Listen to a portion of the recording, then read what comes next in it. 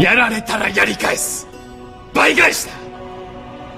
それが私の流儀だってね。やられたらやり返す。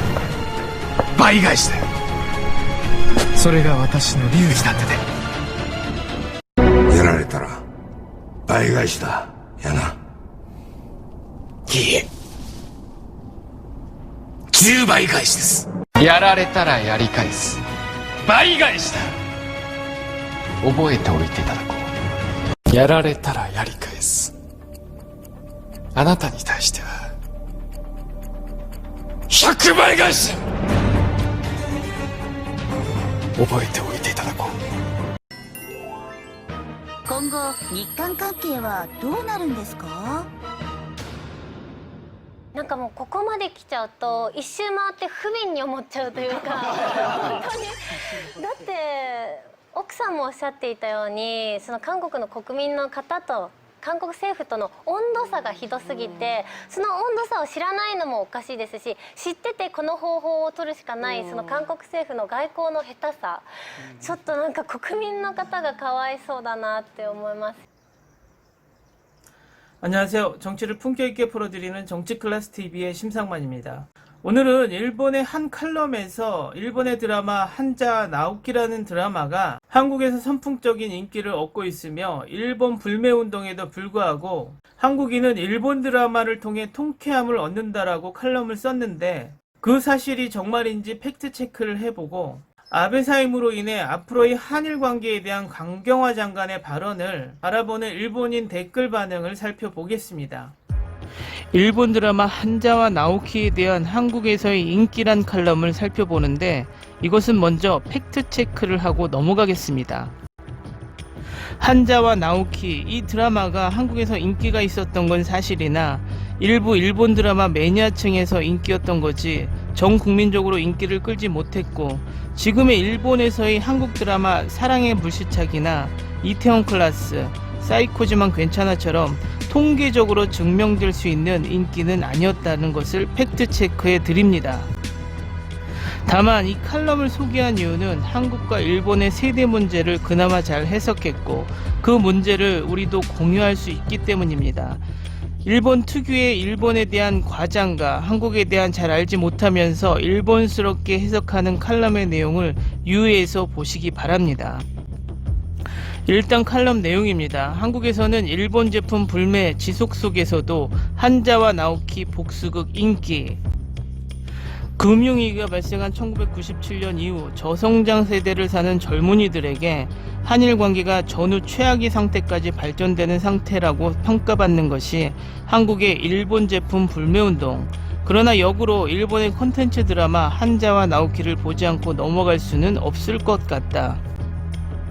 선진국인 일본의 성장 과정을 같이 해온 한국은 일본의 금융 사정을 그린 한자와 나오키의 이야기는 공감을 불러일으키고 있다. 한동안 해적판을 이용해서까지 실시간으로 시청하는 열성적인 시청자도 겉으로는 반의를 외치고 있지만 한국인들은 한자와 나오키의 복수극에서 통쾌한 이유를 찾는다. 수직 상하 관계를 최우선으로 철저한 복종 질서로 이루어지는 기업 문화, 한국인들에게 이 드라마의 반응은 뜨겁다. 한자와 나오키는 은행에 인생을 건 자부심을 갖고 일할 수 있는 뱅커는 있지만 조직의 벽은 대단히 높다. 사내 정치와 파벌을 중심으로 도는 철저하게 부패한 은행계는 한자와에 대해 잔인하고 비정하다.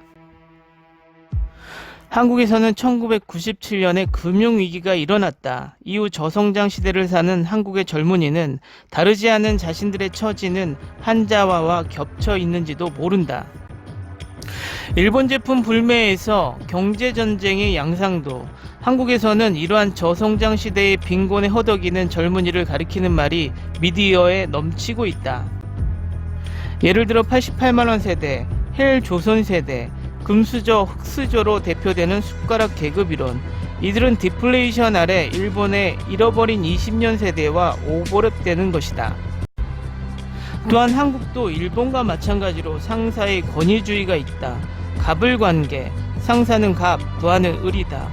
회사라는 조직에서 을이 능력이 있어도 높은 곳으로 오를 수 없다는 현실도 일본과 한국은 비슷하다.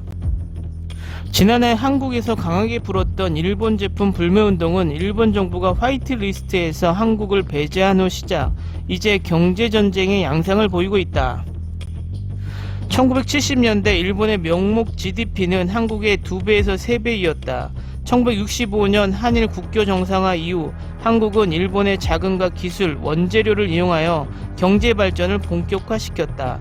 1990년대 후반부터는 스피드로 일본을 추격했다. 1980년에 GDP는 한국의 650억 달러, 일본은 1조 1050달러로 일본은 한국의 17배였다. 하지만 2005년에 5.3배, 2018년에는 3.1배까지 차이가 좁혀졌다. 구매력을 기반으로 개인의 생활을 보는데 유용한 지표인 1인당 GDP는 2019년에 일본이 39,795달러, 한국이 37,542달러이다. 한국과 일본의 생활은 그다지 다르지 않은 것을 알 수 있다. 억압된 마음을 푸는 카타르시스가 있다고 극찬한 한자와 나오키의 열중에서 통쾌함을 느끼는 한국인은 한일이 경제적 공존의 고리로 얽혀 있다는 사실을 방송에서 재확인하고 있는지도 모른다. 적어도 정치적 갈등의 문제를 거기에서 보는 사람은 없을 것이다. 구체적인 시청자의 목소리를 소개한다. 모두 앞서 언급한 88년 세대, 헬조선 세대라는 계층에 속하는 사람들이다. A씨는 당하면 갚는다라고 한자가 부르짖을 때마다 떨렸다며 기업의 정치와 파워게임을 리얼하게 실감할 수 있었다라고 말했다. B씨는 손에 땀을 쥐게 하는 전개로 아드레날린이 거대 은행에서 벌어지는 권력투쟁을 깊이 탐구하고 있다고 평가한다. 한편 C씨는 잃어버린 20년을 배경으로 한 드라마를 통해 일본의 현실을 바라볼 수 있었다. 개혁이 필요한 현재의 경제 상황은 한국도 마찬가지라고 말한다. D씨는 성과지상주의 직장인의 소리 없는 외침을 확인할 수 있었다. 권선징악의 스토리를 통해 일본인이 원하는 영웅상이 나타났다고 말했고, 마지막으로 E씨는 우리는 장기 저성장의 경제 불황에 시달리고 있다. 한자의 행동은 평소에 불만을 느끼고 있는 기득권 계층에 대한 복수를 꿈꾸게 해준다. 억압된 마음을 풀어주는 카타르시스가 있다고 극찬하고 있다. 불매운동은 계속되고 있지만 한자와는 자연스럽게 그것을 뛰어넘어 그들의 마음을 사로잡고 있는 것 같다. 다음 내용은 한국 강경화 외무장관, 아베 사임 이후 한일관계 희망적인 견해는 신중하게.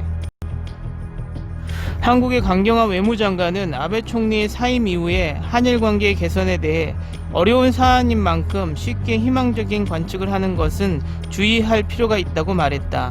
이 논평 중 투트랙으로 한일관계를 이끌 것이다란 단어에 일본인들이 자존심이 상했는지 댓글 반응이 뜨겁습니다. 그 내용은 정부는 과거사 문제에 어려운 면이 있지만 실질적인 협력에 대해서는 발전시켜 나간다는 투트랙으로 접근을 한다며 양국 간 경제, 인적, 문화관광 교류 등 개량하는 부분에 있으면 적극적으로 추진하고 외교당국 간 협의도 계속할 예정이다. 이 기사의 댓글 반응입니다. 희망적인 견해는 자국의 형편이 좋은 방향으로 가고 있도록 하는군요. 일반적으로 생각해도 있을 수 없는 이 나라라고 생각하면 더 있을 수 없고 입에조차 올리기 재미없다. 한일 관계의 개선은 한국, 일본의 공동의 문제가 아니다. 한국 측이 스스로 반성하고 바뀔 수 있는지 여부입니다. 역사인식이 전혀 달라서 완전히 해결이 불가능한 걸 알고 있던 일본은 이번 한국 외무장관이 발언한 투트랙의 입장이 웃기다. 그러므로 약속을 일방적으로 휴지 조각하는 사태가 빈번하게 일어나고 왔기 때문에 거기에 대응했을 뿐, 외교당국 간 협의를 통해 문제를 해결해 나가는 의지가 있다고 하지만 자국 측이 어떠한 양보도 하지 않는 전제이기 때문에 그것은 협의라고 말하지 않는다. 그러므로 지금의 상황은 현안 보류가 계속되고 기본적인 변화는 없을 것이다. 아직도 투트랙이 뭐라고 하는 거야? 일본에 대한 적대적 행동을 계속 취하는 가운데 왜 민간교류, 문화교류가 정말 추진되고 있다고 생각해? 정말로 경망스러운 국민성이군요. 마찬가지로 한국과의 투트랙을 일본의 자익 언론도 필사적으로 선전하지만 일본의 국민 감정에 투트랙 등은 있을 수 없습니다. 항상 한국에서 문제를 만들고 발생시키는데 여기에 뭔가 기대한다? 역시 사람이 아니라는 생각이 든다. 희망은 그쪽이 태도를 고치는 위에 없다고 명심해야 일본은 향후 일절 대응하지 않는다. 이곳은 단교해야 좋다는 생각을 알려야 한다. 어려운 문제, 무슨 문제일까요? 과거의 문제는 돌이켜 해결할 수 없는 것이므로 현재의 문제는 일본 자산 현금화 아닐까? 글쎄, 스스로 문제를 크게 하지 않도록 노력하면 일본은 단교만의 1트랙입니다. 기생하지 마십시오. 오늘은 여기까지 하겠습니다. 오늘도 강화된 사회적 거리두기 꼭 실천합시다. 여러분의 구독과 좋아요는 저에게 큰 힘이 됩니다. 항상 시청해 주셔서 고맙습니다.